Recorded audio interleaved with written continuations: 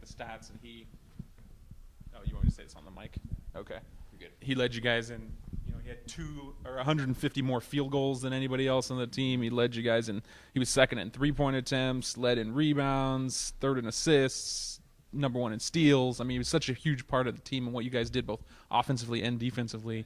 How much of an idea do you have of what the team is going to look like going into practice without him? Well, what I miss about Chris the most is, I think everybody that's ever watched a Cal Poly game last 3 years, is Chris's energy.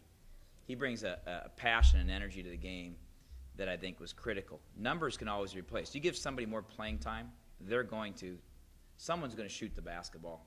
Someone's going to rebound the basketball. Numbers can be replaced, but energy, passion, intensity, camaraderie, those buzzwords, that's where I think that we look at our team, we say, well, who can bring that?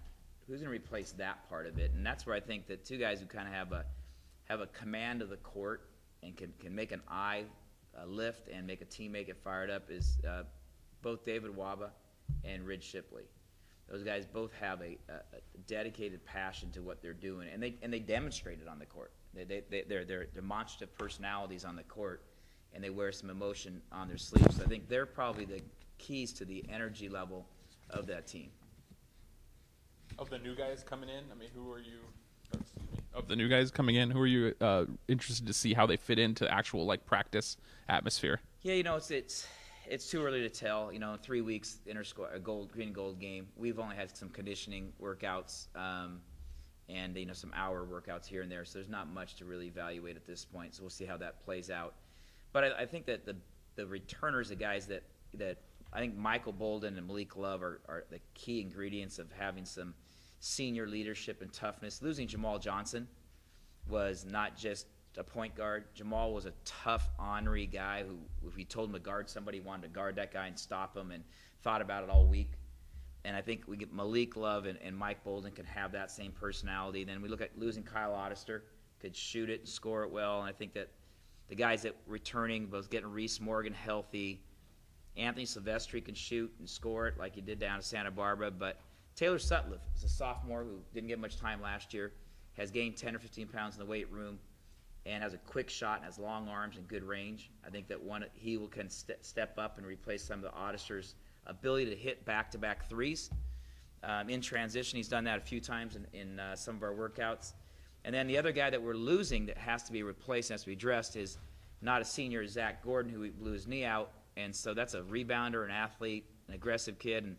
And that's where both, Brian Bennett's been here 2 years, his third year. Joe Alwich's been here 2 years, his third year. They'll step up, take those minutes.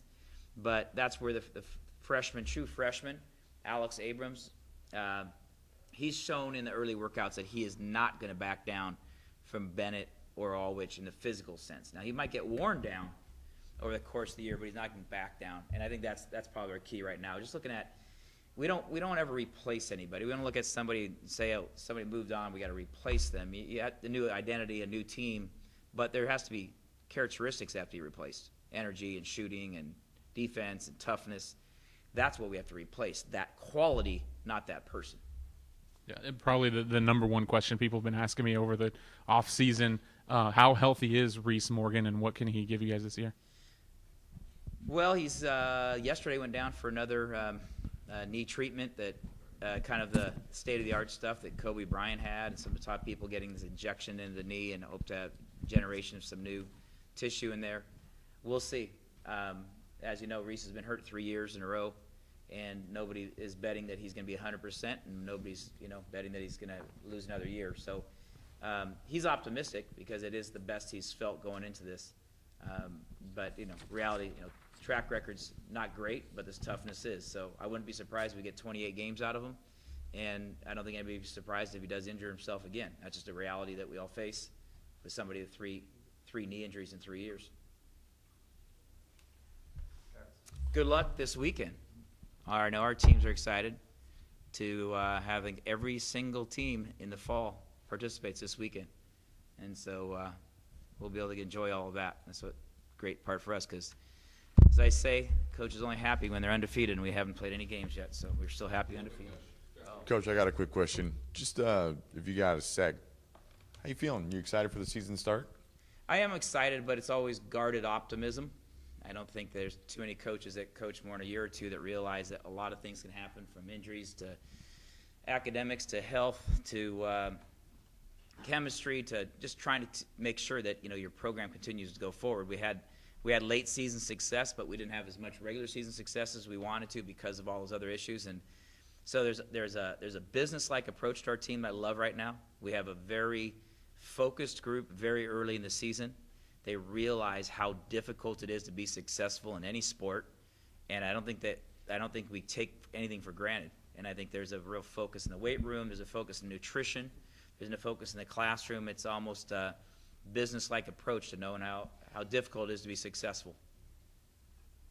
Yeah, just real briefly. First, I apologize for being late, but have you remarked about the schedule? Because you've got some tough games on the road. I haven't remarked about that. During the earlier press release, we just talked about it. I would hope by now that Cal Poly fans realize that we're not in this to have a glamorous career record. If we did, we would be scheduling differently. I think that it helps our recruiting. I think we've mentioned it. If you can overcome the fear of losing and you can play the best, and one of the best teams on the West Coast that we've never played was Gonzaga. And for the opportunity to go to Seattle, my hometown, and play in the Key Arena, 18,000 seat NBA arena, nationally or a regionally televised game with great regional implications when it comes to the recruiting. Sometimes you become more sexy by who you partner up with. And when you play the top teams and playing Pac-12 teams again and playing West Coast Conference powers in St. Mary's and in Gonzaga, playing a lot of games in the Bay Area with San Francisco and Santa Clara and Fresno State, I think it's key to our alumni base as well. So I think it's very strategic, and then we get out to the Midwest because we do recruit Chicago area, we do the Indianapolis area, so we're playing Indiana, Fort Wayne. So I think all of that is critical to the whole program idea.